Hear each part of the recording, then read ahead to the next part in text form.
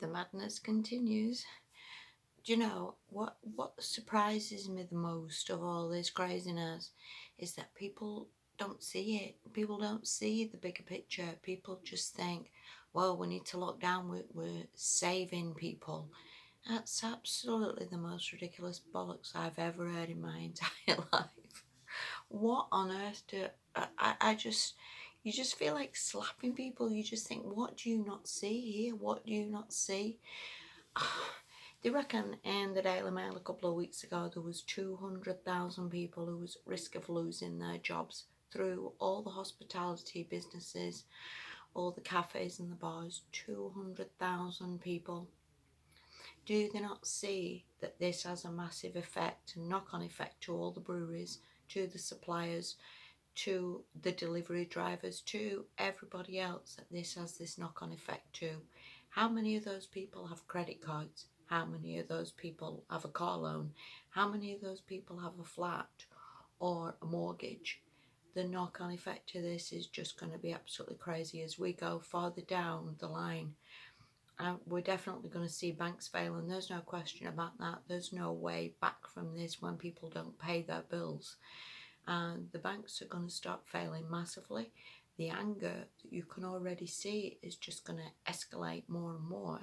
You know, we already have this anger because, you know, you go into a shop without a mask, then people are, what are you doing? You're trying to kill us.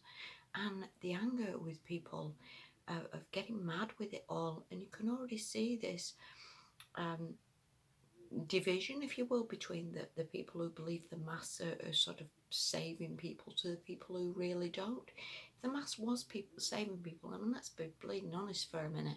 If the mask was saving people, then surely you would think this would be coming down. You would think that. And also, if the government was interested in anybody and saving anybody, then the people who are dying are 82.4 years old. How the bleeding hell are they not seeing the bigger picture on this? It's easy, isn't it, to think, okay, if we're saving those people, then surely we need to do mandatory testing in all the care homes and the nursing homes, and that would save those people, wouldn't it? So what's shutting a pub or a bar got to do with that? I'm not seeing that those people are in these pubs and these bars. And then people say, well, it's spreading. Spreading to who then? Surely the numbers of people who are getting it, if they're all at these bars and pubs and spreading this virus like wildfire, then surely the numbers of people who are getting this should be 20 to 30. That would make sense, wouldn't it? But no, it's just wrecking people's businesses and wrecking people's livelihoods. And people say, well, it's only a month, it's only another 2 months, it's only another 5 months. This is just absolutely stupidity. And if people can't see the bigger picture on this now, that they're trying to destroy this economy, then I seriously worry where people's heads are at, because it's just absolutely flaming ridiculous.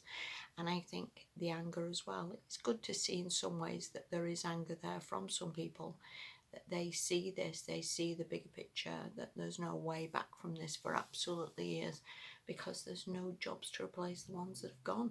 If you shut a pub or a restaurant, then who is taking this on? Who is thinking this is a good business idea, or I'll get a loan for this thing? Then absolutely nobody. There's just a wasteland of businesses, a wasteland of homeless that is just increasing everywhere. More and more angry people as people get desperate. And as I said in another video, you're going to see this crime increasing so badly. There is so many people just walk around with their head in the clouds with a God knows how many £100 iPhone just plonked to their ear, just totally oblivious, going, yeah. These people are just flaming easy targets. And anybody who's walking around like that just needs to start thinking a little bit, not to go out swinging some designer handbag that is worth a bit of money that somebody could sell on eBay. People need to start sort of wising up a little bit and thinking about what they're doing, because as people get more desperate, then people do more desperate things. As I said in a previous video, there is no end to this, and I honestly think it's just gonna escalate. I think the government is going to go into more crazy measures of okay, then let's make mandatory masks outside, or and people just believe this nonsense, and people just carry on oblivious like they're doing good, or you know, and this is so stupid. And if the maths actually work, then surely these crazy figures will be coming down, but we all know this is absolute bollocks. And as for the people going for tests who haven't even got it, I mean, come on, what are you doing, people? This is not the answer. Why on earth would anybody do that? People just go for a test, don't they, like a day out? Why? You know, in all fairness, if this was real life, if this was real life, that you was ill, you'd just take to your bed with a load of paracetamol and you'd be right in a few days. You won't be going to have tests. You won't be going to see if you've got it. You won't be going through this, and they're just adding to the figures, and people just do not see how they're sort of helping the government by these crazy measures. And I just don't know where we're going with this. It's just a very, very scary place to be.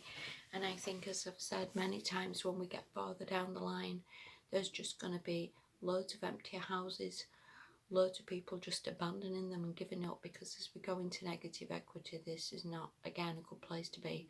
All I can say to everybody, you've just got to take each day as it comes. You've just got to try and keep your spirits up.